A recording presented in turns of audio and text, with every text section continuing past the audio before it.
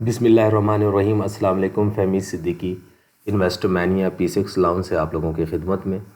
हम एक बात बहुत अरसे से कह रहे हैं कि ट्रेडिंग आसान है, लेकिन इसको करना मुश्किल है। और इसके करने की जो रीज़न है मुश्किल होने की, वो ये है कि डिसीजन मेकिंग जो हमारा दिमाग है वो बाइस्ड हो जाता है, और उस बाइसनेस की वजह से हम चीज़ों को गलत ट्रीट करते हैं, जिसकी वजह से मार्केट में चीज़ें समझ होने के बावजूद हम गलत रिज़ल्ट लेकर जाते हैं। इंडेक्स को डिस्कस करने से पहले थोड़ा सा हम ये डिस्कस करना चाह रहे थे कि पाकिस्तान स्टॉक एक्सचेंज हमारी कोर फील्ड है।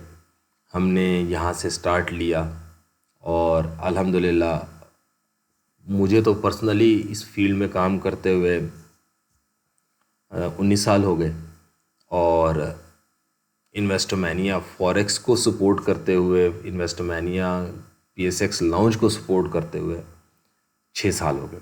और अल्हम्दुलिल्लाह उन लोगों की तरह हम नहीं हैं कि हम इस मार्केट से ये कहें कि जी तेज़ी है तो बाय कर लो, मंदी है तो सेल कर दो। हम एक अपने एनालिसिस और उसके अकॉर्डिंग चल रहे होते हैं, और अल्हम्दुलिल्लाह उसकी एक्यूरेसी आप लोगों के सामने है। फिर PSX के बाद हमने कमोडिटीज़ में काम शुरू किया, क्रिप्टोज़ में काम शुरू किया, and then we have started in forex too. Forex में हमने इंटरनेशनल पार्टनर्स की सपोर्ट ली, और अब हम उसकी सर्विसेज भी ग्रेजुअली अपने उन क्लाइंट्स को दे रहे हैं जो या तो हमारे साथ रजिस्टर्ड हैं या फिर हमारे रजिस्टर्ड ब्रोकर के साथ रजिस्टर्ड हैं, जिसमें हमें अल्हम्दुलिल्लाह सो फॉर काफ़ी सक्सेस मिली है। और हमने कोशिश की कि आप लोगों को ईमानदारी से जिस तरह PSX में चीज़ें बताते थे उसी तरह कमोडिटीज़ और फॉरेक्स में भी बताएं, और बहुत एग्रेसिव मैनर्स में चीज़ों को लेकर चलें। तो बात कहने की ये है कि PSX जो है वो कोई ऐसा एवेन्यू नहीं है कि इससे आप हट ना सकें या इससे बेहतर ना हो सकें। इसकी वॉलेटिलिटी को देखते हुए मैंने लास्ट 2-3 मंथ से बड़ी दफ़ा ये रिकमेंड किया कि फॉरेक्स में कमोडिटीज़ में काम करना चाहिए, उसकी वॉलेटिलिटी अच्छी है। डेफिनेटली बड़ा रिस्क है, लेकिन जहाँ बड़ा रिस्क होता है वहाँ रिवॉर्ड भी बड़े होते हैं। तो जो बड़ा रिस्क ले सकता है वो बड़े रिवॉर्ड के लिए काम कर सकता है। तो हम ये रिकमेंड करते हैं कि PSX के साथ साथ थोड़ा कमोडिटीज़ और फॉरेक्स को भी टच करना चाहिए, और बेहतर एवेन्यूज़ हैं। रजिस्टर्ड एवेन्यूज़ में भी काम कर सकते हैं, नॉन रजिस्टर्ड एवेन्यूज़ में भी काम कर सकते हैं। सारे रेवेन्यूज़ के बारे में हम जानते हैं। तो जो लोग चाहते हैं कि थोड़ा सा अपने एक्सपोजर को वास्ट करें, थोड़ा सा अपना एक्सपीरियंस वास्ट करें, वो हमसे रब्ता कर सकते हैं। बाकी उस पॉइंट की तरफ आते हैं जिसके लिए ये एक्चुअल डिस्कशन है। KC100 इंडेक्स का डेली वीकली रिव्यू करना है, मंथ का रिव्यू डिपेंडिंग है। तो शॉर्ट सा प्रिसाइज सा चीज़ों को डिस्कस करते हैं, और फर्दर आने वाले दिन, हफ्ते और मंथ में क्या चीज़ें एक्सपेक्टेड हैं उसको डिस्कस करके चीज़ों को कंक्लूड करेंगे। जैसा वादा किया था कि मैं एक चार्ट सिंपल सा आप लोगों के सामने पेश करूँगा, जिसमें ये डिस्कस कर सकूँगा कि क्या मूव बनते हुए नज़र आ रहे हैं। अब KC100 इंडेक्स में लास्ट डे की क्लोजिंग की बात करें तो 79 पॉइंट का नेट गेन देखने को मिला। वीक ऑन वीक बेसिस में 350 पॉइंट्स का गेन नज़र आया, जबकि मंथ ऑन मंथ बेसिस पे हमने मई को एक फ्लैट नोट पे क्लोज होते हुए देखा। 236 पॉइंट का मार्जिनल सा गेन देखने को मिला। डे ऑन डे की बेसिस की बात करें तो बहुत ही लो रेंज में इंडेक्स ने ट्रेड किया फ्राइडे को, जिसका अप साइड 41,403, डाउन साइड 41,237 रहा, जबकि वॉल्यूम बढ़े।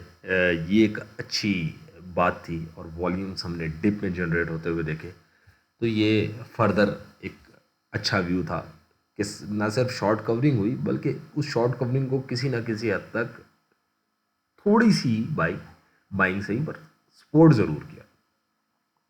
इंडेक्स ने टोटल 166 पॉइंट के एक थिन से रेंज में ट्रेड किया। इंडिसाइसिव अप्रोच सजेस्टेड थी, इंडिसाइसिव अप्रोच देखा, वॉल्यूम और इंडेक्स पॉजिटिव नेगेटिव जोन में ट्रेड होते हुए नज़र आए। वीक ऑन वीक बेसिस पे ये बात डिस्कस की थी कि लिमिटेड अपसाइड नज़र आ रहा है, जो कि इंडेक्स को 41,660 से लेकर 42,040 के दरमियान लिमिट कर सकता है।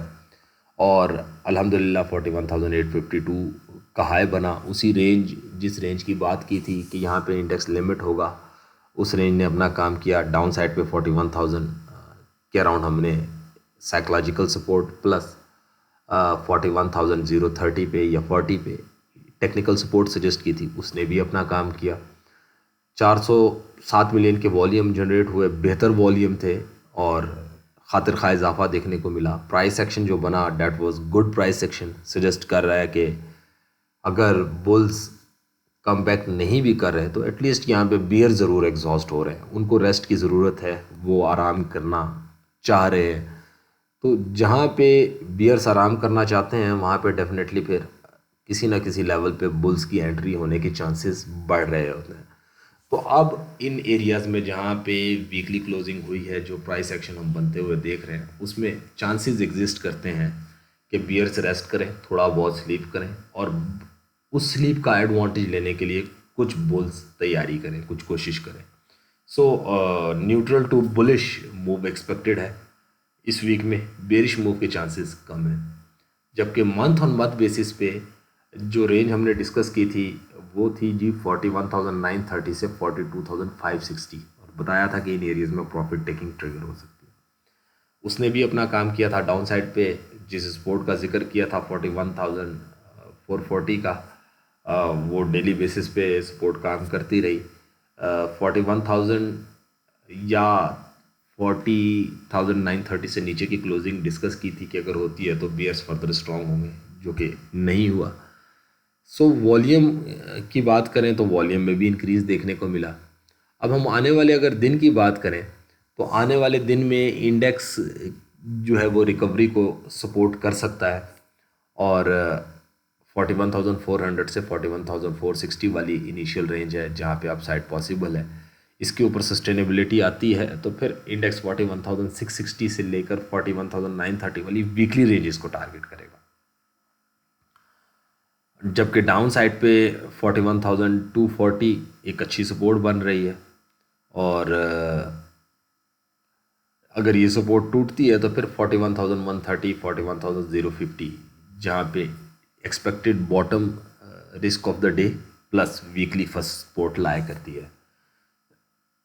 जबकि वीक ऑन वीक बेसिस पे जो इंडेक्स है वो ऐसे लग रहा है कि एक इनडिसाइसिव ट्रेड करेगा, लेकिन जो एज है वो न्यूट्रल से बुल्स के पास है, यानी कि न्यूट्रल से बियर से हट रही है मार्केट और न्यूट्रल से बुल्स की तरफ जाती हुई नज़र आ रही है। तो न्यूट्रल टू रिकवरी बेस्ड एक वीक एक्सपेक्टेड है, जिसकी ओवरऑल जो रेंज है वो 41,660 से 42,320 के अराउंड नज़र आ रही है।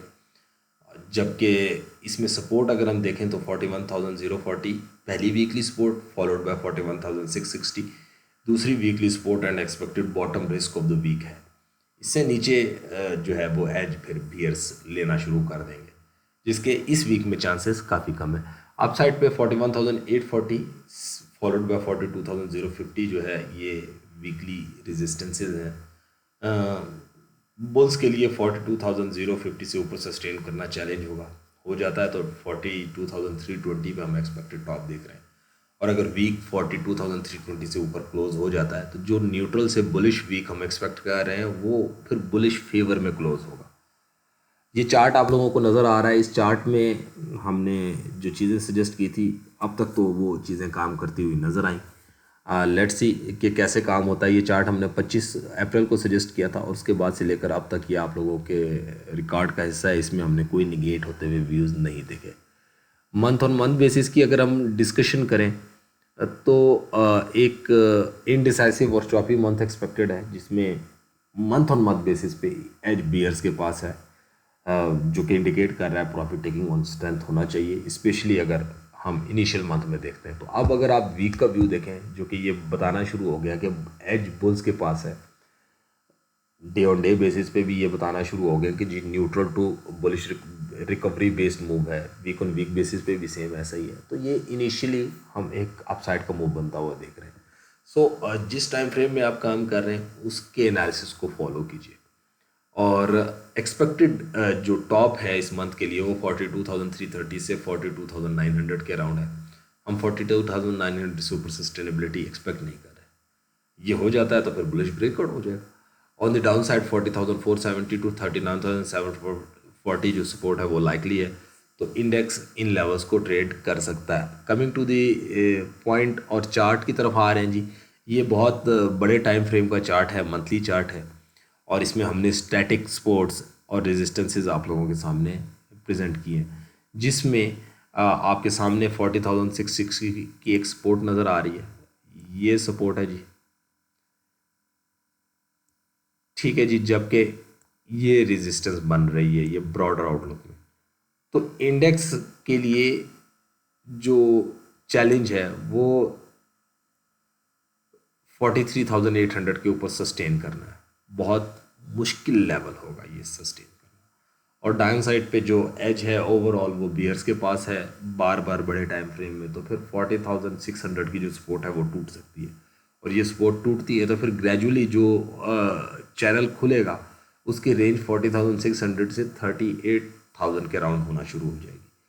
सो इसी चीज़ को अगर आप मंथ से हट के थोड़ा सा वीक पे डिस्कस कर लें तो वो भी एक अनलाइकली सा सिनेरियो डेवलप कर रहा है, जिसमें आप अगर सिंपल से मैनर्स में ट्रेंड्स को देखें तो ये देखें एक डाउन ग्रेडेड ट्रेंड है जो कि काफ़ी टाइम से हम चलते हुए देख रहे हैं, और इसी में इंडेक्स की मूवमेंट लाइकली है।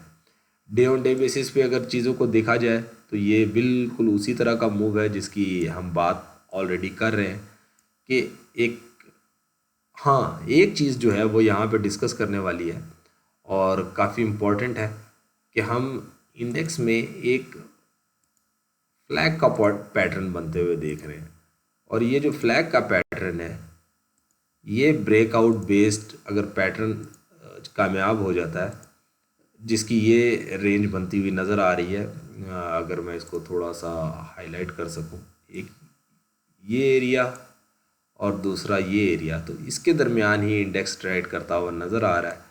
और इसके ऊपर अगर क्लोजिंग हो जाती है तो फिर इस तरह का कोई प्राइस फॉर्मेशन बन सकता है जो कि बुल्स के लिए रिकवरी का होगा।